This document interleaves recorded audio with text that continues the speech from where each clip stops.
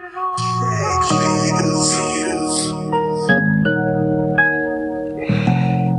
vibe with me, man. Yeah. You see, I'm feeling great. And I am a tiger.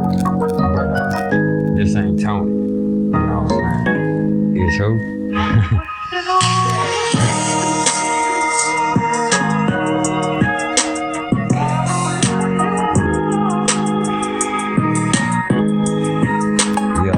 This shit right here, nigga, it's gonna take you to Texas one time.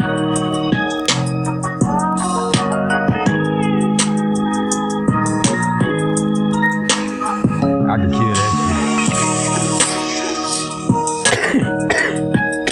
shit. Play with me if you want to. And today's episode is brought to you by the folks at the Green Dragon and a little bit of that Death Star. Does that even sound attractive? I can say, welcome to my kitchen where the chief of work magic. Don't touch nothing, it's gonna be something tragic. Let me scrape the pot and what's left, you can have it. When that Yoda hit the block, avalanche, Randy Savage.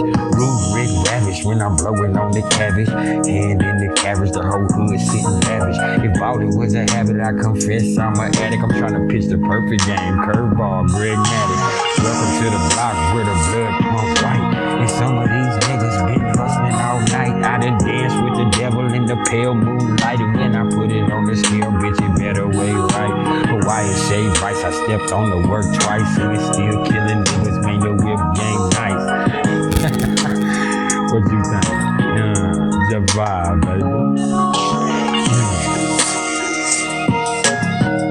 Yeah. I'm live. I could say, I chunk more trades than Steve Kerr. Fly by in a blur, I walk by in a fur and make your bitch cat purr. I'm the chief of my city, check my credentials. Tussing the gas to push, yeah, that's the essential. Mental, though he got my eyes oriental. My swagger kinda lean, but my whip game gentle. Lean town cracking, that's your motherfucking bitch. They gon' bury me a gangster when the Lord hit the switch. Oh, I'm from 13th and Nash, man. These niggas better not ever play with my cash, man. Got more than a couple racks up in the stash, man. Dyke bitch, I'm a turner like my fucking last name. Like my fucking last name, nigga. I'm just vibing, and if you hating, fast forward through this shit. But I'm feeling me, man. I'm feeling me, man. And you feeling me too.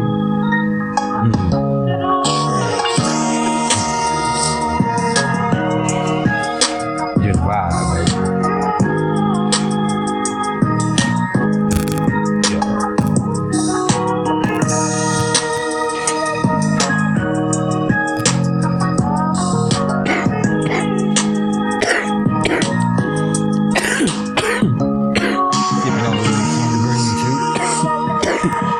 Incredible hope. You know what I'm saying? Have you ever met Bruce Banner? You talking to him. What it was, y'all. Y'all already know who it is, man. And y'all tuned in with Priceless Knowledge yourself. And this ain't shit but a little cosmic insight, man. Y'all excuse me.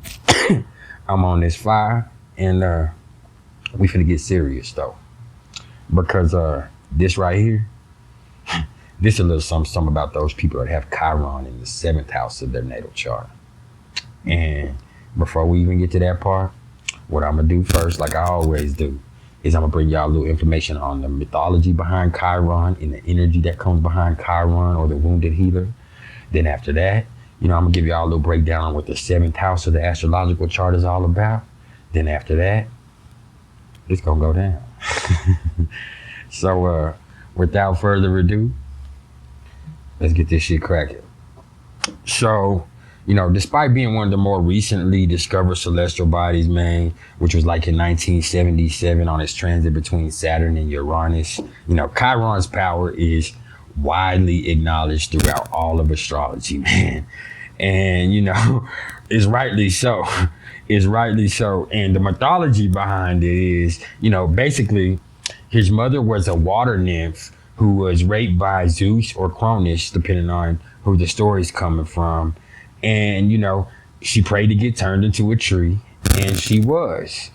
And, I also have to say that, I forgot to say that before she was raped, she tried to turn herself into a horse. I mean, not before she was raped, pardon me. I fucked up already, but it's okay. She turned herself into a horse, but not before she ended up getting raped and being impregnated by Zeus or Cronus, whichever one who's going to be telling the story. And so, after that, after having the baby being Chiron, who is a centaur, half man, half horse, you know what I'm saying? She was fucked up and she prayed to the gods to be turned into a tree, and she was. And so, despite not having parents, because her daddy wasn't shit, as most of the gods or most of us ain't. I'm sorry, fellas, but if you're an exception to the rule, like myself, I salute you. But if not, you like this motherfucker. But anyway, but despite not having parents, with his mama being this motherfucking tree and his daddy being deadbeat ass God, Chiron didn't let it affect him. He became a skilled teacher and, a well-known healer, just blossomed into a beautiful soul. And one day he dropped a poison arrow as he was trying to hand it to a student into his leg. And being the son of a god, he can't die. So he was in terrible agony and constant agony. And he prayed to the gods to allow him to die. And in gratitude for his teachings and healing, they took him out of his misery, put mercy on him, and did so. And instead, they placed him in the sky to bring healing to all of us. And so that is why Chiron is the wounded healer. And Chiron's position in the chart, it reveals where we've been wounded and also where there's an opportunity for discovering healing from within through acknowledgement and accountability. Then, sharing this discovery with other people, something like that. And, healing begets healing through compassion. That's real shit. And, when you feel the suffering within yourself and you're able to get past that, then you're able to bring healing to other people, man. And, I can also say that the position of Chiron by house and sign can also show where we have talent and access to ancient wisdom, as well as where we may depart from the mainstream in service to a higher practicality. And those with prominent Chiron, like myself, they're likely to be awesome educators and spiritual teachers, but anybody can be that if they can just get past their own ass. That's the thing with Chiron. And so when we're talking about the seventh house is commonly referred to as the house of relationships.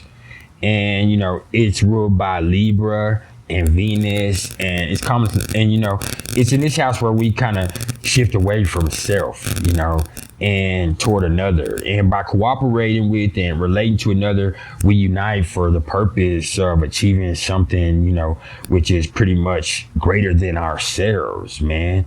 And what happens here, the seven shows us that partnership can take on many forms, a whole bunch of different aspects, like marriages, business relationships, legal contracts, negotiations, and, your close friendships even.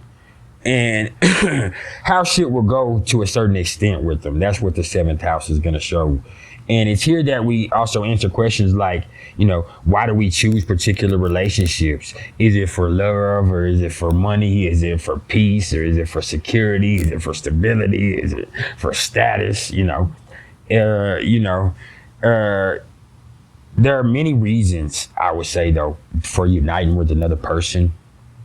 And it's usually to find balance and to fill a void within ourselves. But either way, the seventh wants us to know that the quality of our partnerships, they can really greatly enhance our experience in this existence, And, I can also say that planets here can show whatever tensions within a partnership that could arise, you know what I'm saying? And it could also show us what could serve to teach us major lessons. And, you know, also I can say that planets placed here can speak to energies we have to work with in that area of life, whether it be positive, negative, harmoniously, you know, challenging, growth inspiring, or just downright can't fuck with it, you know. And, you know, the 7th is also, I could say, one of the angular houses that include the 1st, the 4th, the 7th, and the 10th that, you know, really represent, you know, a big part of us in the biggest way, with the 1st being the house of self, the 4th being the house of home or family, our roots, how we feel, you know what I'm saying? The 7th being the house of relationships and one-on-one interactions, and where we kind of introduce ourselves to the rest of the world. And the 10th being, you know, the highest point in the chart, the midheaven. This is career. This is where you want to be seen. This is where everybody else perceives you. So when we're talking about having, let me light my shit, but when we talk about having Chiron in the 7th house, man.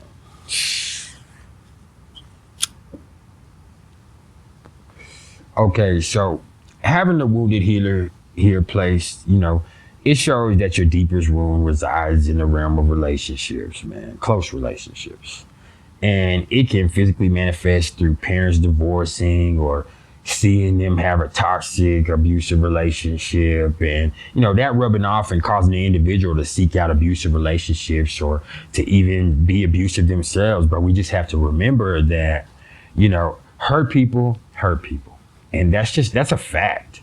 So a lot of times this goes both ways. It's a cycle that goes on.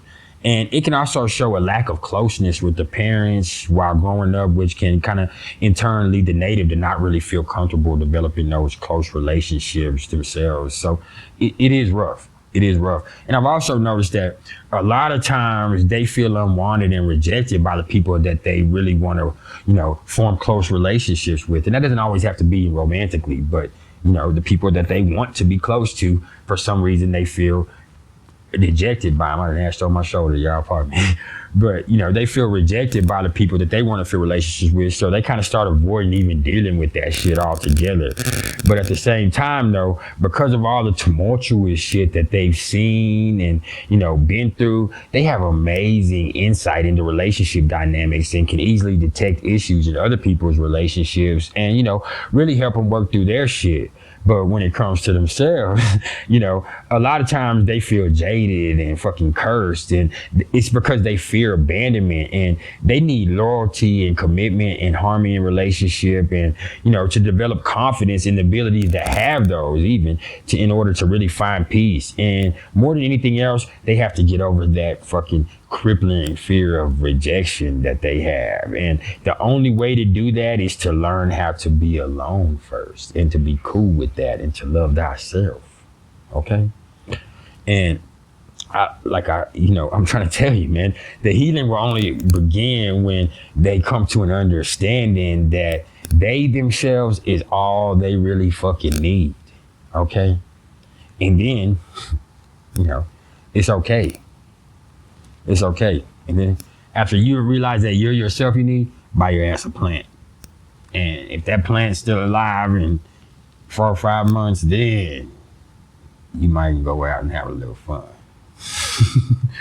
I heard that at an NA meeting one time when my mom was going to NA when I was a kid. But that shit stuck with me, and I was like, that makes a lot of fucking sense. There's a lot of things that those addicts went through made sense, because later on in life, I myself got hooked on several different things at several different points. So that's a motherfucker. But anyway, you know, 7th house Chiron folks have witnessed and experienced and probably felt, whether it was physically, mentally, or emotionally, the cruelty that we humans can so freely inflict on those that we claim to love, care for, and, you know, be closest to. And that's fucking bullshit.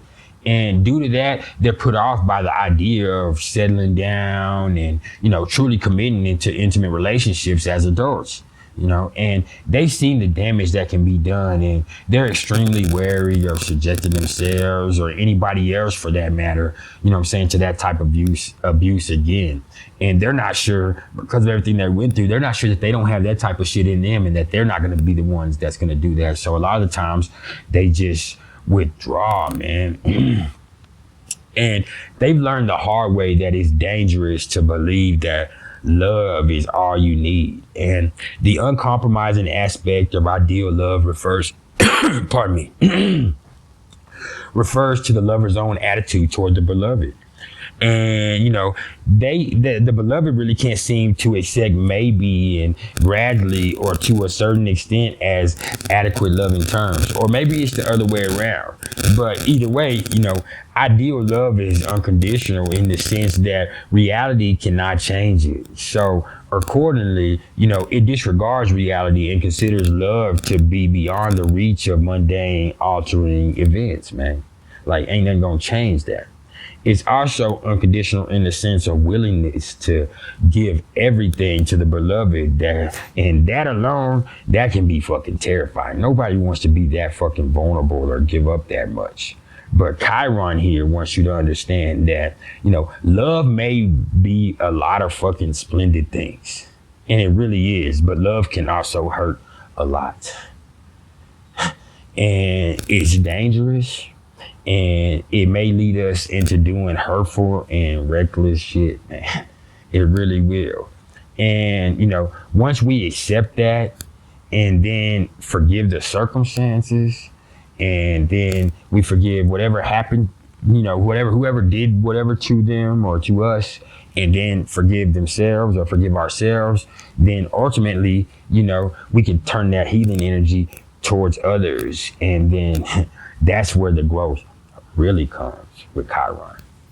And I can also say that these individuals are easily moved to step up and help the victims of, you know, abuse, especially in relationships, that domestic violence. Like, they're really moved to that. But in being so, I'm going to really say that they're going to still have to be careful, because sometimes they end up, you know, being used and abused themselves by the motherfuckers who are just playing the victim. You know what I'm saying? So it's a vicious cycle if you allow yourself to get sucked up into it. But they just are going to have to learn some discernment, because, you know, their curse is a gift and vice versa, you know. And they're here to experience abusive relationships and fears of rejection so that they can, you know, become more comfortable with self. And then, you know, through that, you know, they can help other people get out of those toxic cycles. But yes, they also need to learn a lot about self-love so that they can really stop denying themselves the blessing of somebody else fucking loving they funky ass. And that means loving them the right way, okay? Because you're all, you know what I'm saying? You're all worthy of being loved the right way. And if you're not capable of loving the right way, then sit back and chill and work on it on yourself. Because once you know how to love yourself the right way, all you have to do is turn it outwardly. You feel me? And either way, just because you built like that, you don't have to build like that, man. You don't have to feed into the bullshit, man. You can't let Chiron or anything else control you, fam. And that's been some priceless knowledge in itself, and this has been some priceless knowledge of self, man. I appreciate all the love and support, man. Just because you built like that, you don't have to build like that, man. Leave that bullshit alone, okay? If y'all fucking with me, please like, share, and subscribe, man. I'm telling you, man. Okay, help me get out there so I can help the next motherfucker, because we're really doing big things. If y'all are interested in the astrological readings whatsoever, you can either hit me up in the comments below or email me at mr.turner1300@gmail.com. Hey, man. Also, I'm imploring you, go join my Facebook group, Priceless Knowledge of Self. Go check out the Instagram page, Priceless Knowledge of Self. You know what I'm saying? Like, we're doing some things, man. We're doing some things. If y'all interested in any merch, you see the hats, man. You see the hoodies. Let me turn around for y'all one time. All the way around. You know what I'm saying? I don't know if y'all can see it. But yeah. Yeah. Yeah. And mine's customized. You know what I'm saying? Everybody can't get it like that, but we might could talk about it. I'm just a Don. But anyway, man, y'all keep it cool, man. Keep it trill.